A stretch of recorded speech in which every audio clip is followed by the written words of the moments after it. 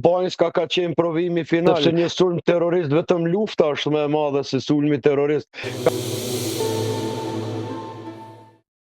Mendoni se situata aktuale politike në Kosovë është e rrezikshme në kontekstin që sa gjasa mund të ketë që Serbia ta shfrytëzojë këtë brishtësi që e ka kapur politikën e Kosovës për të provokuar incidente të reja?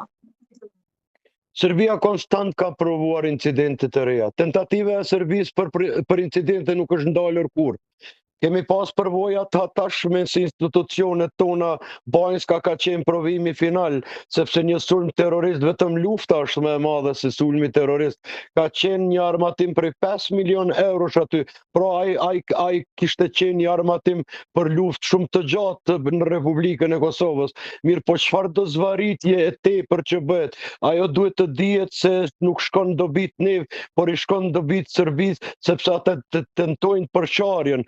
Kush e ka tentuar përçarjen më shumë se Serbia deri sot, sa po flasim, gjithmonë fatkeqësisht po themi se jemi në kohën e teknologjisë, rinia është gjenerate e internetit, nuk do duhet mendonin ata kështu, duhet të ishin ma liberal, domethënë, për këtë vend, dhe të fitonin edhe forcat liberale atje dhe ta njihnin njëri tjetrin një shtet, duke di që tjetër rrugë nuk ka, sepse pavarësia e Kosovës nuk kthehet më deri në pafundësi. Do të ekzistoj ky shtet dhe nuk ka kush e kthen më.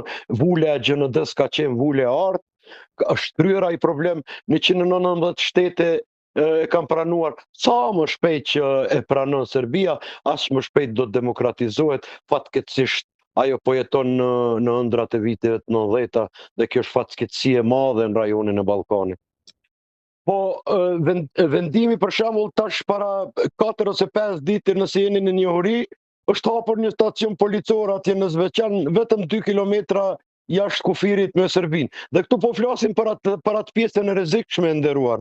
Këtu po flasim për atë pjesën kur ka hyrë kontrabanda dhe ku kanë hyrë edhe terroristët dhe e kanë sulmuar direkt me akt terrorist Republikën e Kosovës. Këtu po bëhet vetëm një preventiv për parandalim të çfarëdo krimi ose çfarëdo incidenti që i afrohet Republikës Kosovës, duke pas parasysh që i ke konsoliduara institucionet dhe kanë kapacitetet plota për veprim në çdo pjesë të Republikës së Kosovës, sepse përvoja e tyre është e hatashme. Prej pavarësisë deri sot sa po flasim, ne kemi policinë më të mirë në rajon, më profesionale, dhe kjo dihet sipas statistikave.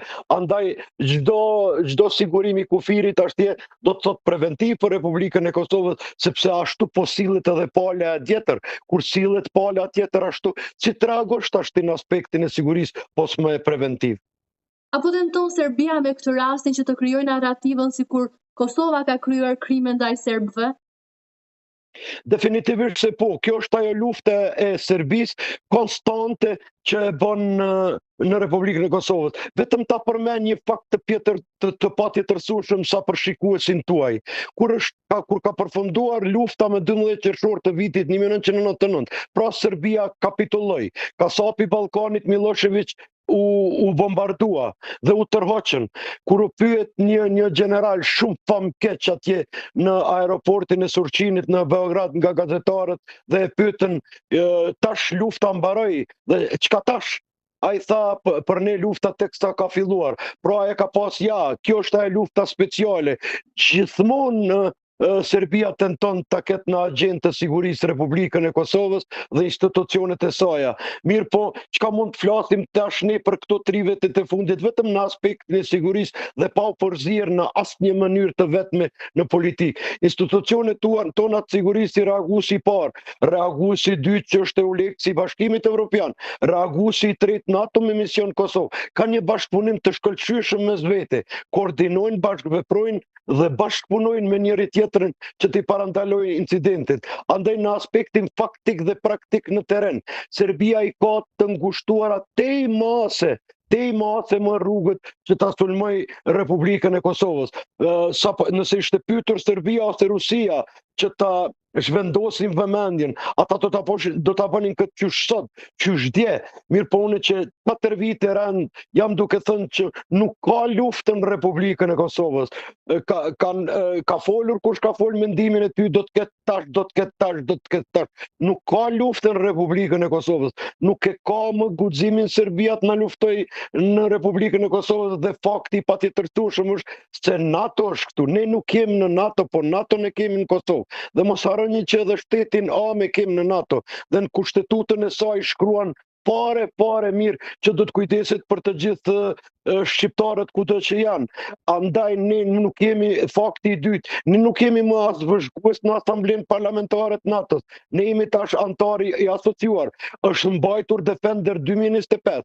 Kemi përmisë 130 ushtar në Ajova ku po specializohen. Atër ku ka fakte më të mëdha se këto në aspektin e sigurisë dhe si do të mund të na sulmonte më Serbia kur do të bavallafaqojë me NATO-n dhe mos ta përmendi tash institucionet tona të sigurisë ku ka ndryshuar çdo gjë prej viteve të 90-ta.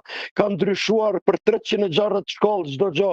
Ne po furnizohemi pe NATO-s, ne po ushtrohemi me NATO-n, ne po profesionalizohemi pe NATO-n. Atëherë përgjigjja do të ishte te i mase ndryshe se që ka qenë në vitet në 90-ta. Këtë e din fare mirë Serbia dhe e ka fare mirë në mendje sepse ajo e din se çka po ndodh. Pra kapacitetit janë të plota, por dihet që ta përfundoj fakti historik i shqiptarëve ka qenë gjithmonë mbrojtja. Kur në historinë e shqiptarëve nuk mund ta gjej askush asnjë dokument që shqiptarët kanë sulmuar dikën. Ne praktikisht dhe faktikisht jemi mbrojtur, por mbrojtjen e bëjmë shumë mirë tashmë. Mendoni se ky incident do të ndikojë në dialogun dhe marrëdhënien mes dy vendeve? Ky dialogu para 2-3 dite në aspektin atë teknik vetë sa ka filluar. Po dihet se Serbia po bën revansh. Republika e Kosovës po ja arreston spionët. A kuftoni?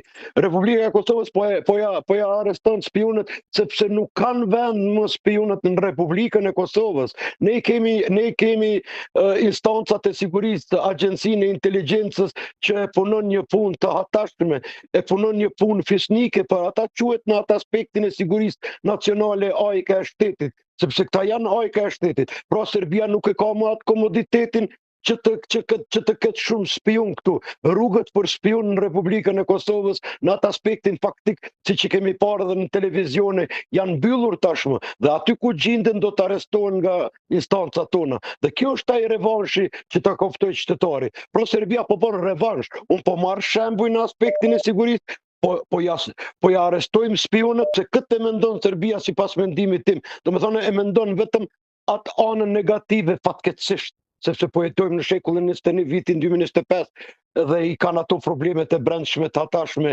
shiqone Novi Sadin, shiqone Beogradin, ato qytetet e tyre të mbushura me qytetar dhe akademik, ata pikrisht janë kundra i këtij establishmenti të kontaminuar ta shetri mandate, dhe krejt këto çka po i marr përmend unë janë faktike, nuk është vetëm mendimi im, është mendimi faktik dhe po mundohem që t'ja pasqyroj qytetarit juaj, as më shumë dhe as më kaq, më shumë se kaq.